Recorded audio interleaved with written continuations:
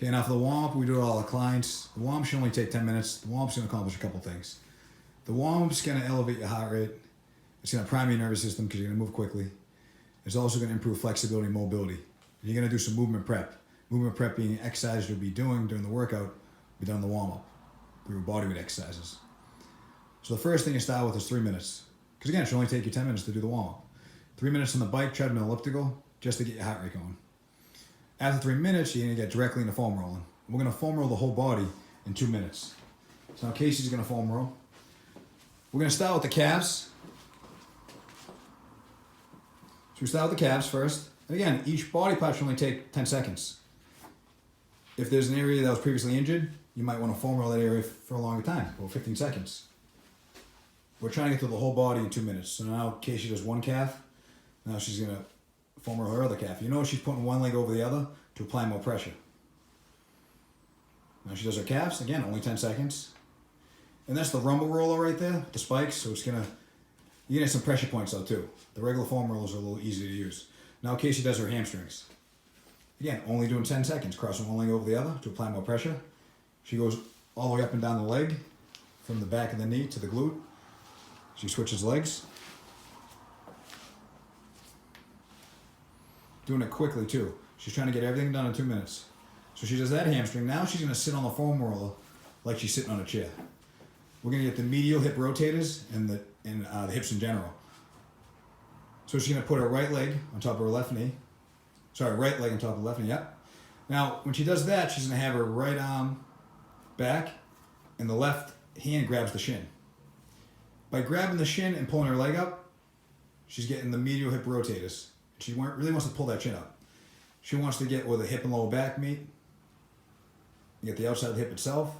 Then she switches sides. So again, now she's going to put her left foot on top of her right knee. You got to think too, the leg that's going up, that same arm's back. Makes it easy. If your right leg's up, your right arm's back. If your left leg's up, your left leg's back. Makes it simple. Again, only 10 seconds. Now, that completes, you want to do the outside of the hip now. So now she's going to get the outside of the hip.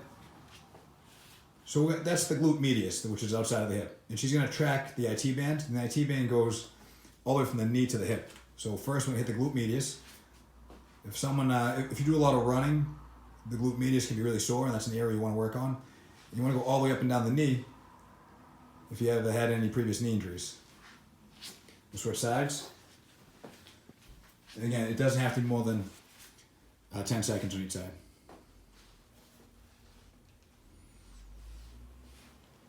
Foam rolls the hip all the way down from the outside of the knee up to the hip. Finding some areas that are really sore. If she does, she'll focus on that area a little more. So that completes the lower body part of it. Now we're going to do the upper body. So the first thing Casey's going to do for this first one, she's going to have her butt in the ground. She's going to put the foam roller so it's at the point at the bottom of her rib cage. And now what she's going to do is just lean against that foam roller, working on that natural extension of her spine. She's going to crunch up. Yep, now she's going to slide down about 1 inch. She's going to lean against it again, trying to get that natural extension. So then she's going to slide down again. You're only going to get about 4 reps because you get to the point where you can't lean against it anymore. Now at this point, she's going to bring her hips off the ground by bridging up. Then she's going to hug herself. The way she's going to hug herself is get her elbows to touch each other. What that does is slide the scapulas out of the way, so expose all your postural muscles. Now she's going to roll up and down. And while she's rolling up and down, she's looking around. She's trying to get the middle of the back. She's trying to get the outside where the lats are, and where some of those other rotator cuff muscles are, like the teres major and minor. So she does that, again, only about 10 seconds. Now she's done. So that completes all the foam rolling. Now I'm going to show you some ones you can add in. You don't need to do. They're not necessary, but if you want, you can add them in. So if your neck's sore from work, or the way you sleep, you might want to foam roll your neck. So you don't want to put all your weight on your neck. You simply put your head against the foam roller. You're going to look left to right. And again, about 10 seconds is all you need for that one. Now we'll show you how to foam roll your adductors. Now if you're going to foam roll your adductors, you're going to put the foam roller beside you. So your body will be parallel to the foam roller. You'll be on your stomach in a prone position. You'll put your leg out to the side, and you can either go on your hands, you can go on your forearms, and you can just roll up and down on the adductors, the inside of your legs. If you have any medial knee pain, the inside of your knee, you might want to do this. Also for hockey players, the inside of the adductors will be tight. When we say adductors, we're talking the inside muscles. And sometimes it helps if Casey had her right leg straight, it will make it a lot easier to roll up and down the foam roll. Okay, now we're going to show you how to do your low back now. We don't want to put the foam roller directly in the spine. You want to put all your weight on your neck, shoulders, and upper back. So she's going to lay back. And now what she's going to do is she's going to bring her legs at a 45 degree angle each way to get the right and left side of her lower back, the right and left side. Not directly in the middle. That would really hurt her spine if she did that. Focusing on the bottom leg, going lower than the top leg, and going side to side. But again, if you look, Casey has all her weight on her shoulders and neck and head area, not on her lower back. So that completes that. Those are the extra foam rolling techniques you can use. So now we're going to get into the movement prep part of the workout. So the first one Casey's going to do is going to be squats. Now when we do our movement prep, it's only going to be 8 reps for squats. You don't have to interlock your fingers, but have your shoulders back. We're going to do 8 squats. Feet will go out 30 degrees. You want to spread the floor by putting all the weight in the outside of your sneaker and your heels. And we're going to do 8 squats. And again, you're trying to move quickly because you want to prime your nervous system. So she's going to do 8 squats. At the top, she's going to squeeze her glutes and quads. She's not excessively arching her lower back. She's squatting to parallel or below parallel. Those are perfect squats. Good. All right, now we're going to get into push-ups. You can do push-ups on your toes if you want, but for this segment, we're going to show you how to do them kneeling. Now, she does them kneeling. She wants to make sure she screws the hands in the ground. When I say screw your hands in the ground, we're talking about bringing your shoulder blades down and together. So you pack the shoulder. Now, at this point, she's going to break at the elbows, and then she's going to think tuck, tuck, tuck. And her arm should be 45 degrees in reference to her rib cage. She's going to do 8 reps. Again, trying to move quickly to prime her nervous system. Move quickly as you can. There you go. Good reps. You notice her head and neck are staying in line too with the whole body. So that's going to be 8 reps right there. Now we get into lunges. But for this segment, we'll have you do bridges first. If someone can't do lunges, they can do bridges. But since Casey's on the ground, we're going to have her right in the bridges. So there's different bridges you can do. You can do 1-legged bridges, 2-legged bridges. For this segment, we'll show you the marching bridge. So Casey's going to bring her heels as close as you can to her glutes. That makes your glutes do more work when your heels are closer to your glutes. Now she's going to be doing a marching bridge. So she marches 1 leg out at a time. But you notice when she goes out, she doesn't kick her leg up past the point where it's not even with her thigh anymore. Everything has to be in a straight line. That's perfect. Now she would do 8 reps each side, but that's good enough. Now I prefer if clients do lunges instead, but if you can't do lunges from a knee problem, something like that, you can do the marching bridge. You can do both exercises though. But again, you got to think, keep your time limit within 10 minutes. So now we'll do stationary lunges. We're going to do 5 each side. So when she's in that lunge position, if she just drops her back knee, she'll fall into the perfect lunge. 5 each side. And we'll switch legs. One thing you can add in, we'll have Casey put her arms directly over her head in a straight line, arms over her head, and do lunges like that. That's just going to add a stretch to her hip flexor. There's nothing wrong with doing backwards lunges, forward lunges. Stationary lunges are best for beginners, and backwards lunges are good for people with knee pain because it takes pressure off the knee doing a backwards lunge. And now we're going to show you the 4th exercise in the segment, which is going to be Spider-Mans. So with Spider-Mans, you bring your hands in a close grip position.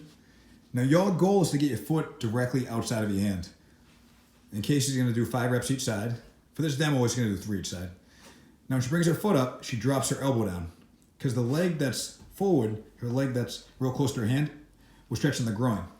Her back leg that's straight will stretch in the hip flexor. Again, these are called Spider-Mans. Perfect. Now we're going to show you an optional one. You don't have to throw this in your warm-up, but if you have tight hamstrings and tight calves, you might want to do some inchworms. So this is an optional one. So now with inchworms, there's 2 things that have to happen. You want to make sure you don't excessively arch your back and have your knees hit the ground, and you also want to make sure your hands stay in contact with the ground the entire time. Casey's going to show you 2 reps. So she marches out. She's going to arch her back, look up the ceiling, but she's not going to let her knees hit the ground. Now she's going to bring her hips all the way up, march her feet up. When she can't go anymore, she goes in her fingertips to get her feet closer to her hands. She marches her feet a little closer. She goes out, arches her back, looks up the ceiling, stretching her abdominal muscles. Now when she comes up, hips up high, marching her feet up. She can't go any further. She goes on her fingertips and brings her feet closer. Perfect. And that's going to stretch the entire backside. So that completes all the movement prep stuff. Now we're going to go into static stretches. So this is the fourth and last part of the warm-up. So the static stretch is the first one we're going to do. We're going to have Casey sitting down on the bench. And she's going to do the seated piriformis stretch. So in this case, she has her left leg up. She's going to put her left elbow down on her knee. On her right hand, she pulls up on the shin. Very important to pull up on the shin and push down on the knee with the elbow. That supports the knee. Now at this point, she's stretching the piriformis, which is the lateral muscle in the hip. Can really stop you from squatting a parallel if that muscle's tight. So you want to make sure you stretch that. About 20 to 30 seconds is the trick. Now she's going to pull the knee contralateral. That's going to stretch the glutes. We'll have her switch legs so she shows both sides. You can see from a different angle. So in this case, she's stretching her right leg. So she puts the right elbow down, pulls up on the shin with her left hand. By pushing down and pulling up on that shin, it's going to support the kneecap. And she's stretching the piriformis, which is that lateral muscle that goes across your glutes. One of those it's a medial hip rotator. Now she pulls the knee contralateral, stretch the glute. Good, now at this point, Casey's going to show you the nail and quad hip flexor stretch. So we get a mat. We want to make sure when we set up against the wall, we don't have a knee directly against the wall. Casey's going to have her knee about 1 foot from the wall. Because you're going to use your knee for part of the stretch. So she's going to go in a half nail in position. Doesn't matter which leg you put up. You're going to do both sides anyways. So in this case, Casey's going to grab her left foot with her left hand. She's going to drive her right knee into the wall. And now she's going to march her right hand up the wall. Now from this position right here, this is a good quad stretch, but we want to involve the hip flexor. So she's going to drive her hip forward, in this case on her left side. She's going to squeeze her glute. The goal is to get your heel to touch your butt. But if you have tight quads and a tight hip flexor, it's going to be really tough to do. And she's going to squeeze the glute by driving her hip forward. And she's going to march her hand up the wall even more. And see how she's going to drive her right, in this case, her right knee into the wall to improve the stretch. And increase the stretch too on her hip flexor. That's good. We'll switch sides. Again, it doesn't have to be done for more than 20 to 30 seconds. Now she has her left leg in front, so she grabs her right leg. And she's going to drive her hip forward. She's going to reach her left arm up the wall.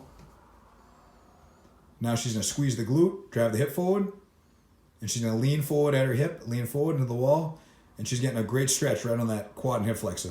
And you want to relax your breathing. Sometimes people will breathe in a shallow way, and it's not the muscle that's tight, it's the breathing that's off. If you can relax your breathing, you'll actually increase and improve your stretching. All right, good job. Now we're going to go into the calf stretch. We're going to do a calf stretch on the wall. What Casey's going to do is standing calf stretch, and then we're going to segue right into the ankle mobility. So first, she's going to hold that calf stretch for 20 seconds. We're going to pretend that 20 seconds went by. Now she's going to do ankle wall mobility. So she's going to keep her heel down, bend the knee, straighten it out. Bend the knee, just like that. It's just a small range of motion. Because what we're focusing on is getting the Achilles and the ankle more mobile. The first stretch with the leg straight, stretch the calf out. Now we're working on the ankle, the Achilles. Switches legs. Back leg straight for 20 seconds.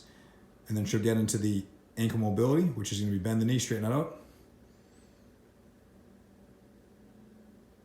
And you do about 10 reps for that. And that completes the warm-up. If you show up late to your workout, you still get a warm-up. Because that's the most important part of the workout.